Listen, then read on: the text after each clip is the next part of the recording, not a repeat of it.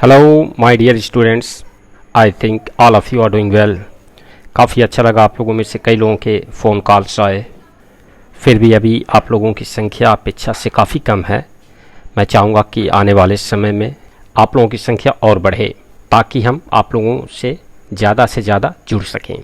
साथ ही साथ एक शिकायत आप लोगों से है कि आप लोगों में से कई लोगों ने वीडियो को देखा लेकिन उनके नोटबुक में जो उन्होंने प्रॉब्लम को सॉल्व किया उसका फ़ोटो अभी तक नहीं आया है। मैं चाहूँगा कि आप जल्द से जल्द अपने होमवर्क का फ़ोटो खींच करके ग्रुप में डाल दें। तो चलिए आज का सेशन स्टार्ट करते हैं। इससे पहले कि हम सेशन को स्टार्ट करें, पहले हम जान लेते हैं कि इससे पिछले वाली वीडियो में हम लोगों ने क्या पढ़ा। लोगों ने पढ़ा था प्लेस वैल्यू और ये पढ़ा था फेस वैल्यू, और इस पर क्वेश्चन भी दिया गया था, आप लोगों ने सॉल्व भी किया, काफ़ी अच्छा लगा। तो आज हम जो पढ़ने जा रहे हैं वो है एक्सपेंडेड फॉर्म। आपके बुक में दिया हुआ है, मैं आपको दिखा दूं। ये है पेज नंबर 14, आप देख सकते हैं नीचे बाएं साइड में एक्सपेंडेड फॉर्म। तो एक्सपेंडेड फॉर्म क्या होता है, इसका मतलब क्या है, और किसी भी नंबर को एक्सपेंडेड फॉर्म में कैसे रखा जाएगा, इसके बारे में हम बात करते हैं। तो सबसे पहले तो हम समझें कि एक्सपेंडेड फॉर्म का मतलब क्या होता है। तो आइए चलते हैं वाइट बोर्ड पर। तो एक्सपेंडेड फॉर्म, एक्सपेंडेड फॉर्म, पेंड। तो एक्सपेंड का मतलब क्या होता है? इसका मतलब होता है फैलना या फैलाना। ठीक है, फैलना या फैलाना। जैसे कि कोई स्प्रिंग है, ऐसे है, अगर उसको आप खींच दोगे तो ऐसे हो जाएगी। स्प्रिंग में कोई कुछ आपने ज़्यादा कुछ नहीं किया, बस आपने उसको क्या किया है, फैला दिया है। या फिर दूसरे तरह से आप ऐसे समझ सकते हैं कि कोई मशीन है, उसके पुर्जे को अलग कर दिया जाए तो वो क्या होगा, वो बहुत ज़्यादा जगह घेर लेंगे, है ना। अब पुर्जों को सेट कर दिया जाता है तो वो जगह कम घेरते हैं। तो चलिए हम बात करते हैं नंबर को लेकर के कि एक्सपेंडेड फॉर्म में कैसे नंबर को लिखा जाएगा। एग्जाम्पल के तौर पे एक नंबर लिया 15, ठीक है।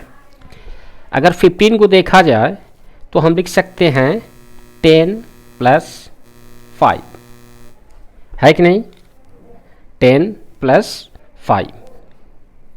अगर हम कहें कि 215, इसको लिखा जा सकता है 200 + 10 + 5।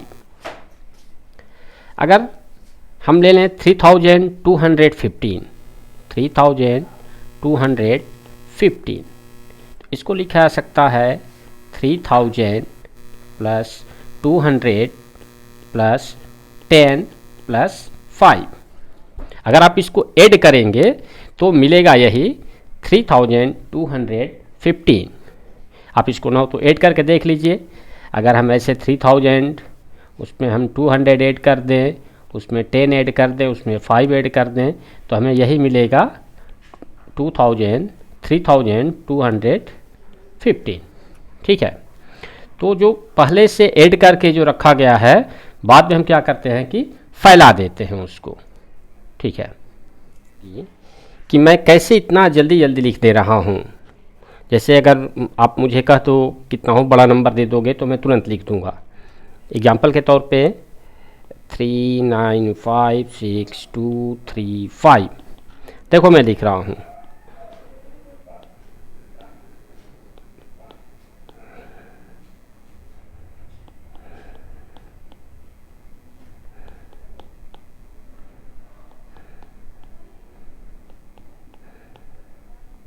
ये रहा आपका आंसर। अब आप कहेंगे कि सर ये तो बहुत जल्दी आपने लिख दिया, हम कैसे करेंगे? तो आपको मैं बहुत एक सही तरीका बता रहा हूँ जिसकी सहायता से आप किसी भी नंबर को एक्सपेंडेड फॉर्म में बड़े आसानी से लिख लेंगे। ज़रा आप ध्यान से देखिए, मैंने इस नंबर को एक्सपेंड किया है। आप देखोगे तो ये जो पहला नंबर है क्या है, पहला नंबर और कुछ नहीं है, 9 का प्लेस वैल्यू है। अगर आपको 9 का प्लेस वैल्यू लिखना होता तो आप कैसे लिखते, 9 और कितना 1 2 3 4 4 0, ठीक है। अगर आपको 6 की प्लेस वैल्यू लिखनी होगी तो वो क्या हो जाएगा, 6 1 2 3 0। 5 की प्लेस वैल्यू क्या हो जाएगी, 5 1 2 3 1 2 0, सॉरी। 2 की प्लेस वैल्यू क्या हो जाएगी, ये 2 0, और 3 की प्लेस वैल्यू क्या हो जाएगी, 3 हो जाएगी। तो एक्सपेंडेड फॉर्म में लिखने के लिए और ज़्यादा कुछ नहीं चाहिए, बस हमें क्या करना है कि दिए गए नंबर के डिजिट्स के प्लेस वैल्यू को लिख करके और बीच में ऐड का निशान, मतलब वो प्लस का निशान लगाते चले जाना है, ठीक है। आपने देखा कितना आसानी से हो गया।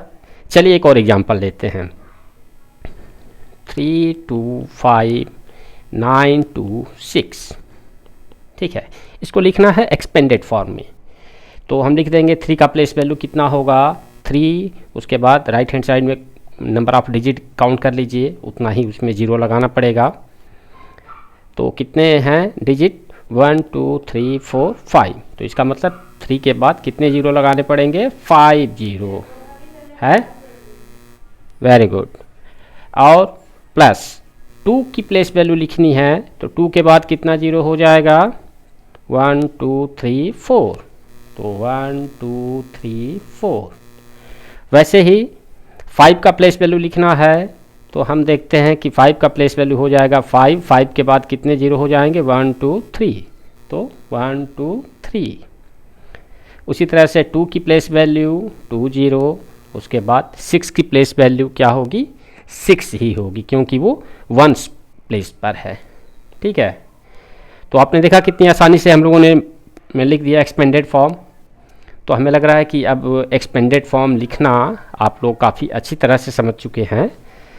फिर भी अगर आपके मन में किसी तरह की क्वेरी हो तो आप हमें पर्सनल पूछ सकते हैं कॉल करके कि ये बात हमें नहीं समझ में आई, ठीक है। चलिए आगे चलते हैं। ये आपके लिए होमवर्क है, right the numbers in expanded forms.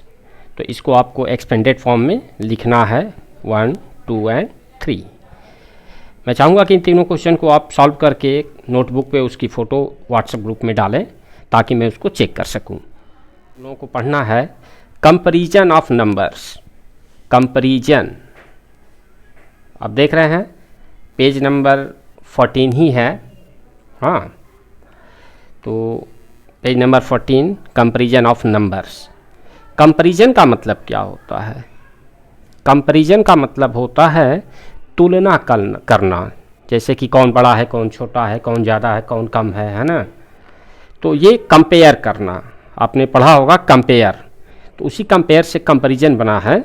तो कंपैरिजन ऑफ नंबर्स, नंबरों की तुलना करनी है कि कौन बड़ा है और कौन छोटा है, और उसके अनुसार बीच में ये चिन्ह, ये जो साइन है ये लगाना पड़ेगा, ये छोटे के लिए है और ये बड़े के लिए है। दरअसल आप लोगों को अक्सर कन्फ्यूजन होता है कि ये बड़े के लिए है कि ये बड़े के लिए है, ठीक है ना, मतलब ये ग्रेटर देन है कि ये ग्रेटर देन है। तो चलिए इसको मैं बढ़िया से समझाऊंगा आगे व्हाइट बोर्ड पे, ताकि आपको बहुत बेहतर तरीके से समझ में आ जाए। तो ग्रेटर देन के लिए साइन होता है greater than, GREATER, greater than है ना, मतलब बड़ा है। और स्मॉलर देन का मतलब हो गया छोटा है, ठीक है ना, ऐसे।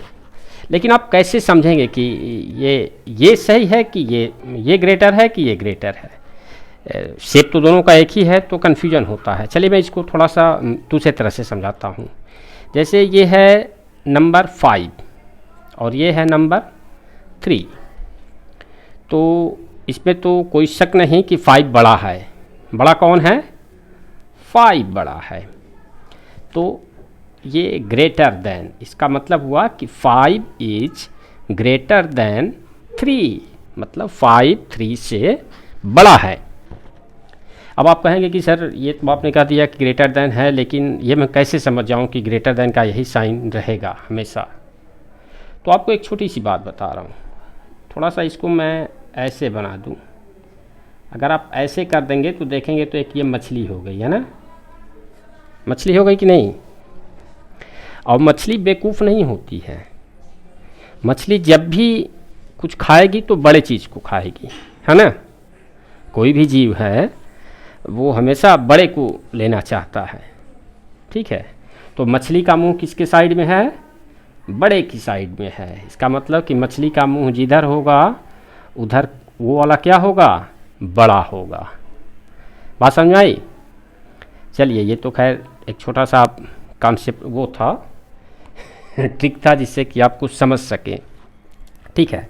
अब मैं कह दूं यहाँ पे 8 कर दूं और यहाँ पे 6 कर दूं, तो अब बताइए मछली का मुंह किधर होना चाहिए, बड़ा कौन है, 8।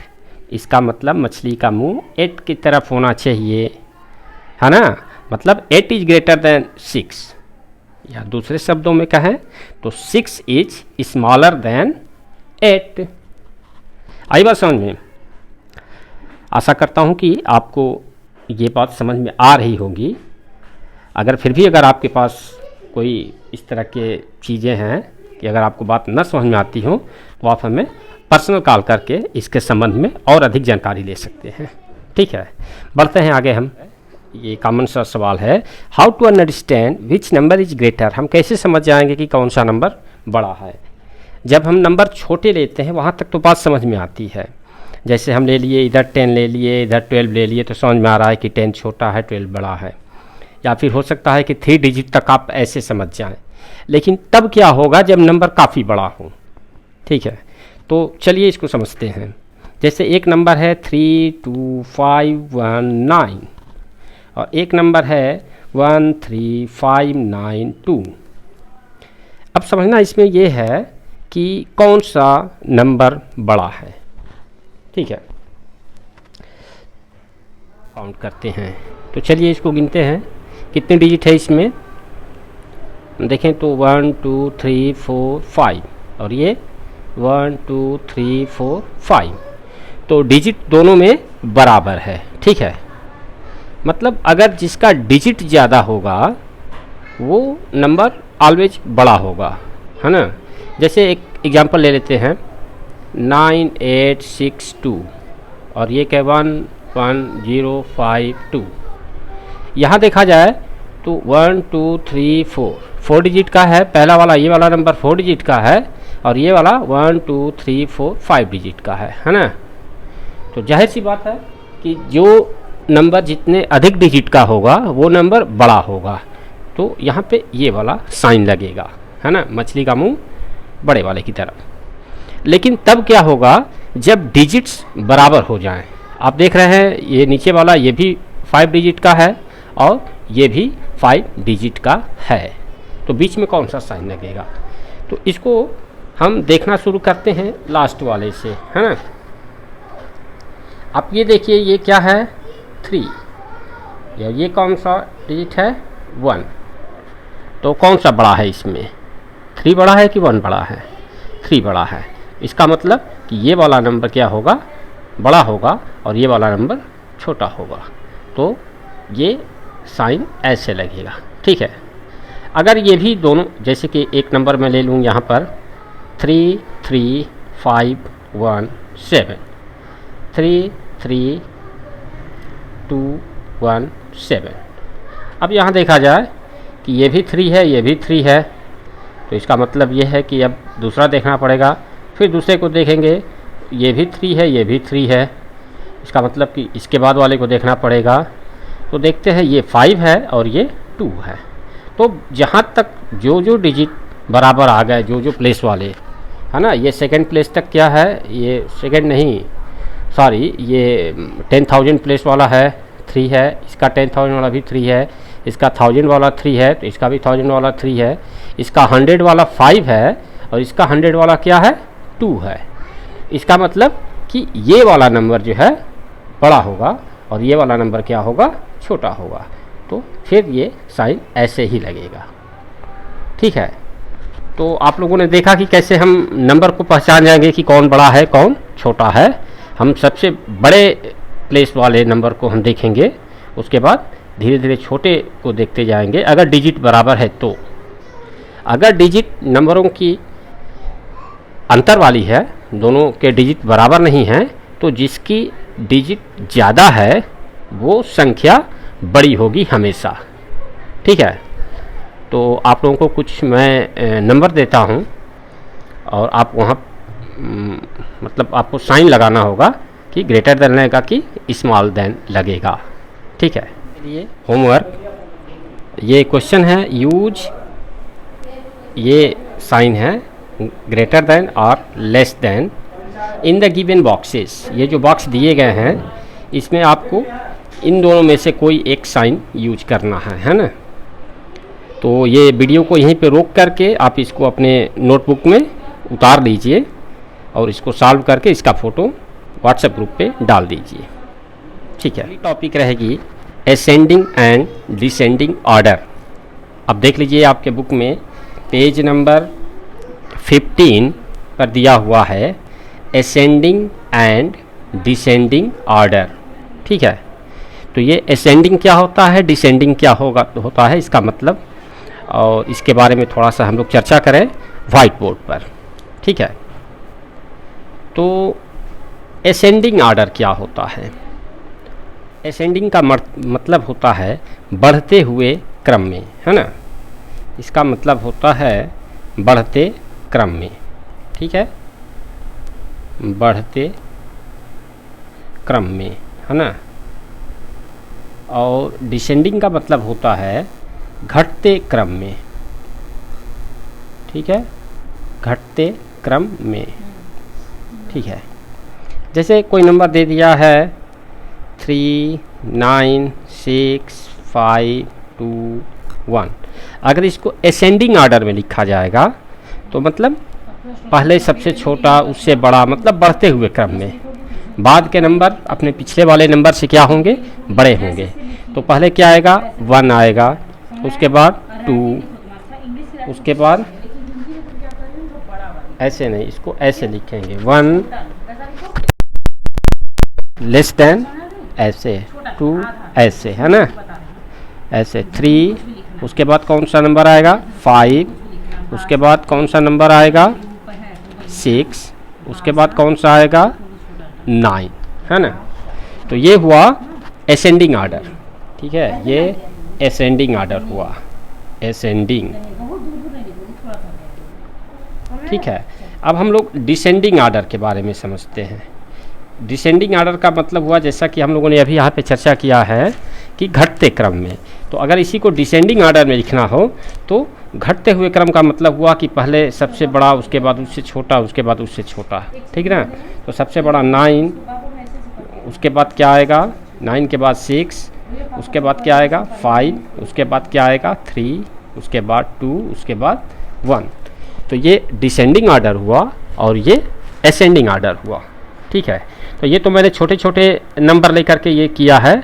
आपको कुछ बड़े बड़े नंबर दिए जाएंगे, बढ़ते घटते क्रम में आपको उससे लगाने होंगे। ठीक है, असेंडिंग एंड डिसेंडिंग ऑर्डर में।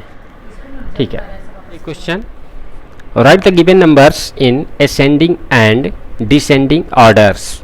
तो आपको यही नंबर एक बार असेंडिंग ऑर्डर में लिखना है और दूसरी बार डिसेंडिंग ऑर्डर में। ठीक है, असेंडिंग ऑर्डर मतलब आप जैसे वीडियो को एक बार और देख लीजिएगा, बढ़ते हुए क्रम में, और डिसेंडिंग ऑर्डर का मतलब घटते हुए क्रम में। आप लोगों को एक बार और बात बता दूं, आप वीडियो को 1-2 बार ज़रूर देखें। ठीक है, ताकि ये कॉन्सेप्ट आपके दिमाग में धीरे धीरे बढ़िया से बैठ जाए। उसके बाद अपने होमवर्क को करें, इससे आपको काफ़ी ज़्यादा सहूलियत मिलेगी। ठीक है, थैंक यू।